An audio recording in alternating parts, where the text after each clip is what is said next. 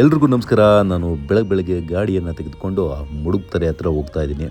ನೀವು ನೋಡ್ತಾ ಇರ್ಬೋದು, ಮುಡುಕ್ತೊರೆ ಪಾರ್ವತವ್ವ ಮಲ್ಲಿಕಾರ್ಜುನ ಸ್ವಾಮಿ. ಸೊ ಇಲ್ಲಿ ಜಾತ್ರೆ ನಡೀಬೇಕಾದ್ರೆ ನೀವು ಈ ಜಾಗದಲ್ಲಿ ಓಡಾಡ್ಲಿಕ್ಕೆ ಕೂಡ ಆಗೋದಿಲ್ಲ, ಅಷ್ಟು ಜನಸಂಖ್ಯೆ. ಪಕ್ಕದಲ್ಲೇ ಕಾವೇರಿ ನದಿ ಕೂಡ ಹರಿಯುತ್ತೆ. ಇಲ್ಲಿ ವರ್ಷಕ್ಕೊಮ್ಮೆ ಜಾತ್ರೆ ನಡೆಯುತ್ತೆ. ಆ ಸಂದರ್ಭದಲ್ಲಿ ಜನ ತಮ್ಮ ದನಗಳ ಜೊತೆ ಈ ಜಾಗದಲ್ಲಿ ಬಂದು ಉಳ್ಕೊಳ್ತಾರೆ.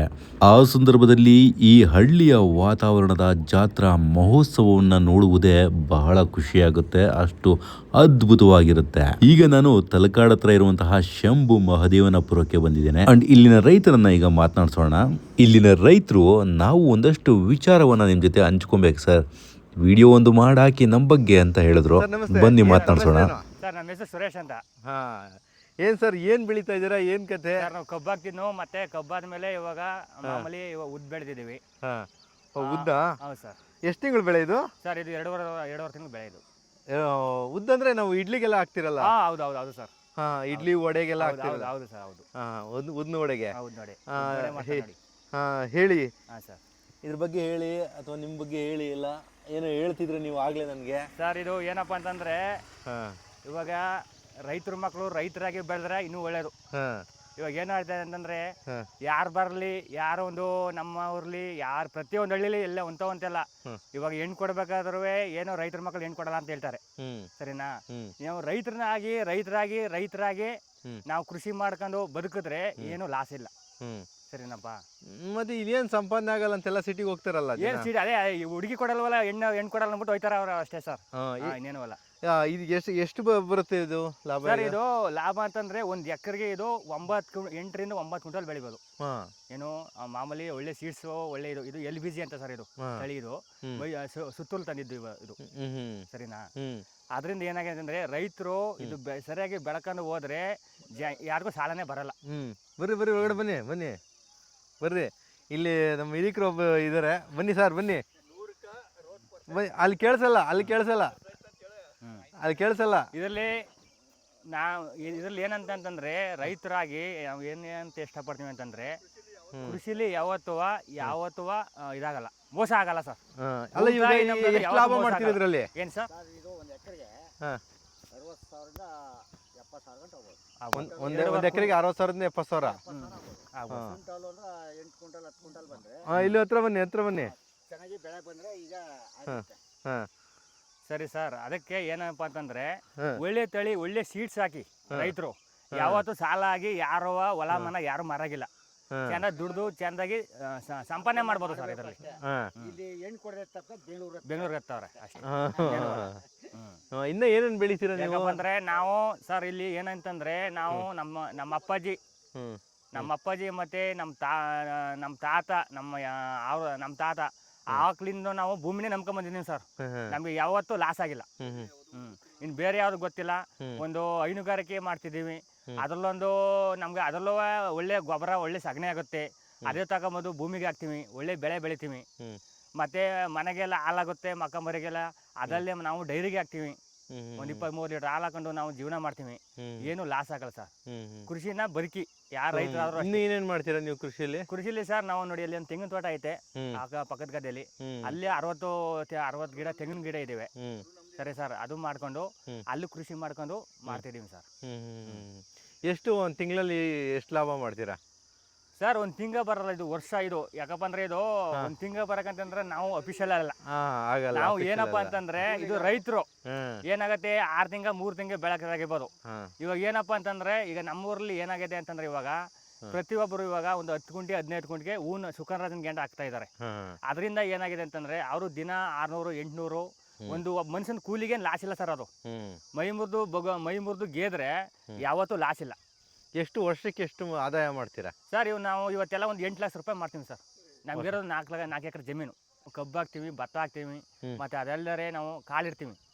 ಸರಿನಾ ಸರ್? ಎಷ್ಟು ಭತ್ತ ಎಷ್ಟು ತಿಂಗಳು ಬೆಳೆಯೋದು ಸರ್? ಅದು ಮಾಮೂಲಿ ಒಂದು 3.5 ರಿಂದ 4 ತಿಂಗಳ ಗಂಟೆ ಬರುತ್ತೆ. 4.5 ತಿಂಗಳು ಬೇಕು ಸರ್ ಇದು. ಅದು ಎಷ್ಟು ಎಕರೆ ಹಾಕ್ತೀರಾ ನೀವು? ಒಂದು ಮ್ಯಾಕ್ಸಿಮಮ್ ಅಂತಂದ್ರೆ ಬೆಳೆಯವರು ಒಂದು 30 ಕ್ವಿಂಟಲ್ 28 ಕ್ವಿಂಟಲ್ ಬೆಳಿತಾರೆ ಸರ್. ಏನ್ ರೇಟ್ ಹೋಗುತ್ತೆ ಅದೆಲ್ಲ ಕಬ್ಬೆಲ್ಲ? ಸರ್ ಕಬ್ಬು ಅಂದರೆ ಫ್ಯಾಕ್ಟ್ರಿ ಮುಖಾಂತರ ಹೋದ್ರೆ 3,150 ರೂಪಾಯಿ ಇದೆ. ಹಾಂ ನಾವು ಪ್ರತಿ ಎಲ್ಲ ಕಬ್ಬನೇ ಹಾಕ್ತಿದ್ದು. ಹಾ. ಇವಾಗ ಅಂತಂದ್ರೆ ಇದು ನಮಗೆ ಸ್ವಲ್ಪ ನೀರು ಪ್ರಾಬ್ಲಮ್ ಆಗಿರೋ ತಪ್ಪಿಗೆ ನಾವು ಇದು ಮಾಮೂಲಿ ಇದು ಹಾಕೊಂಡಿದ್ದೀವಿ. ಹಾಂ ಓ, ನೀರು ಕಮ್ಮಿ ಇದ್ರೆ ಇದು ಹಾಕೋದಾ? ಇದು ಹಾಕ್ಬೋದು ಸರ್. ಆದ್ರೂ ಒಳ್ಳೆ ಸಂಪಾಗಿ ಬಂದಿದೆಯಲ್ಲ. ಹಾಂ ಸರ್, ಚೆನ್ನಾಗಿ ಬಂದಿದೆ. ನೀರು ಬಿಡ್ತೀರ ಇದಕ್ಕೆ ಹೆಂಗೆ? ಇಲ್ಲ ಮಳೆ ನೀರು? ನೀರಾವರಿ ಸರ್, ಇದು ನೀರಾವರಿ ಉದ್ದೆ ಇದು. ನೀರಾವರಿ ಉದ್ದ. ಹಾಂ ಆದ್ರೆ ಕಮ್ಮಿ ನೀರಾ?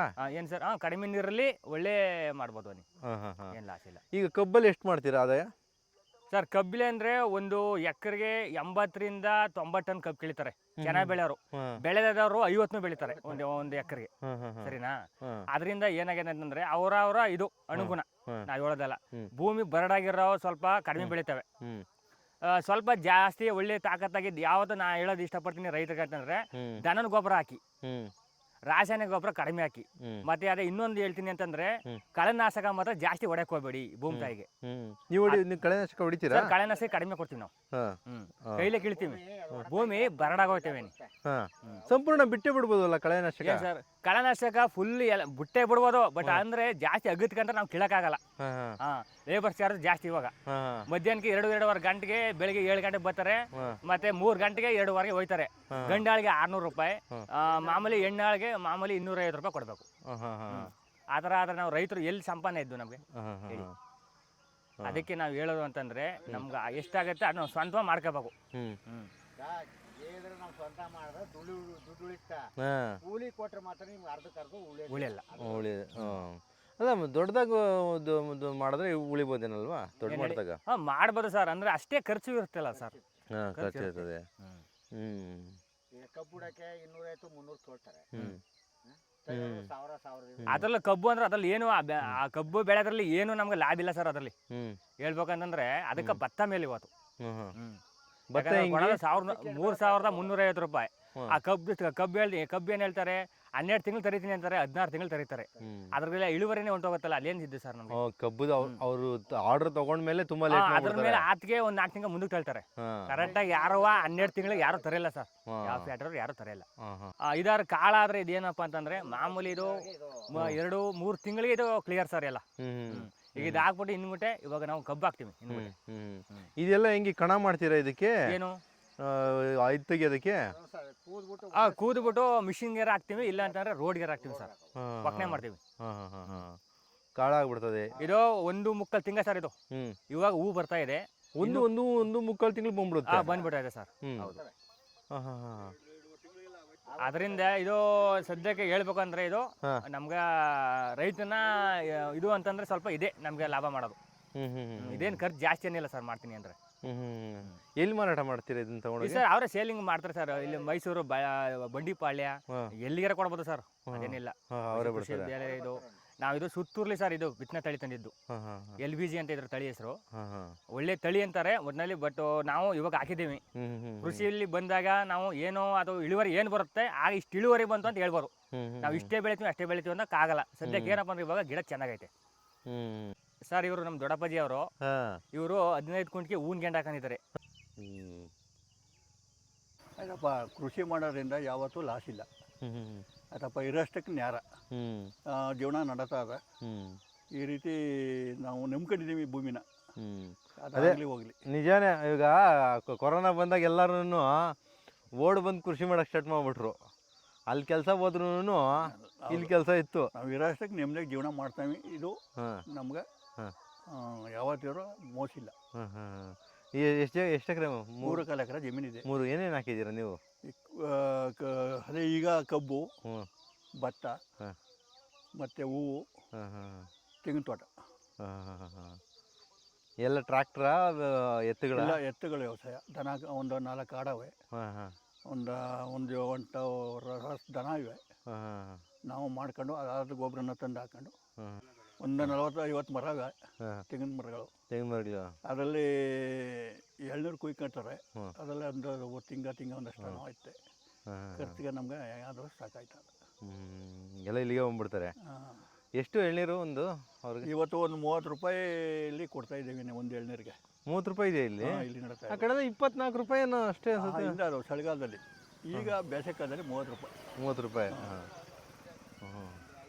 ಇಲ್ಲೇ ಬಂದು ಕುಯ್ಕೊ ಹೋಗ್ತಿದ್ದಾರೆ. ಇಲ್ಲಿ ಇಲ್ಲಿ ಬಂದು ಕೂತ್ಕೊಂಡು ಹೋಗ್ತಾರೆ. ಅದೇ ಬಾದಿ ತೋಟ ಕಾಣೋದು. ಹಾಂ ಹಾಂ ಹಾಂ. ಸಣ್ಣ ಪುಟ್ಟ ಈಗ ಕೃಷಿ ಮಾಡೋದು ಒಳ್ಳೇದಾ ಅಥವಾ ಸಿಟಿಗೆ ಹೋಗಿ ಕೆಲಸ ಮಾಡೋದು ನಮ್ಮ ಒಳ್ಳೇದಾ? ಕೃಷಿ ಮಾಡೋದು ಒಳ್ಳೆಯದು ಅಂತ ನನಗೆ. ಯಾಕೆ?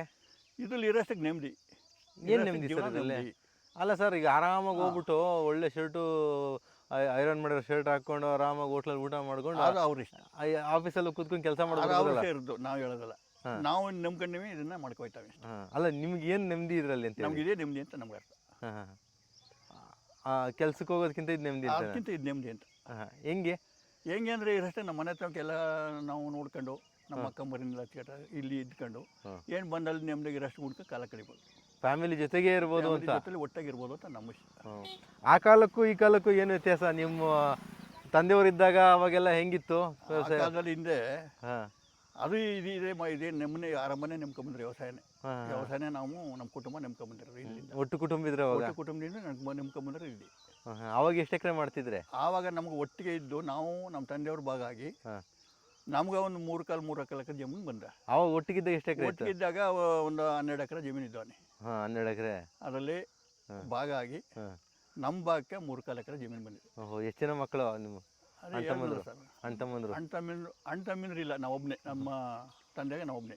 ಅವಾಗ ಹಂಗೂ ಭಾಗ ಆದರೆ 3 ಎಕರೆ ಅವ್ರು ನಮ್ಮ ತಂದೆ ಒಂದು ಹುಡ್ತವ್ರು, ಅವ್ರ ಭಾಗ ತಗೊಂಡ್ರು. ಅವ್ರು ಒಟ್ಟಿದ್ದಾಗ.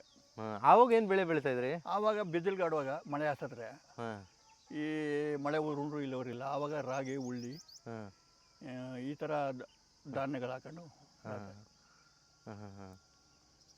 ಆವಾಗ ಚಂದನ ಇವಾಗ ಚಂದನ? ಆವಾಗ ಅವ್ರ ಕಾಲ.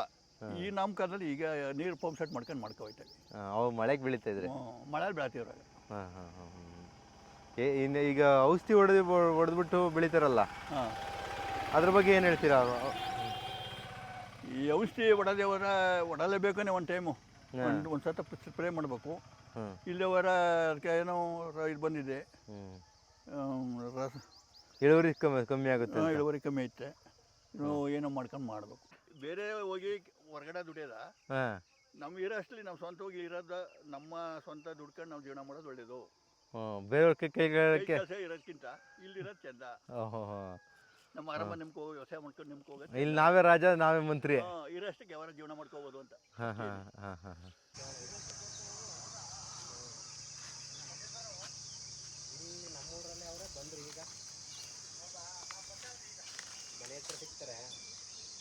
ದೇವಸ್ಥಾನ ತೆಗಿದೀನಿ ಅಂತ ಹೇಳ್ರಿ.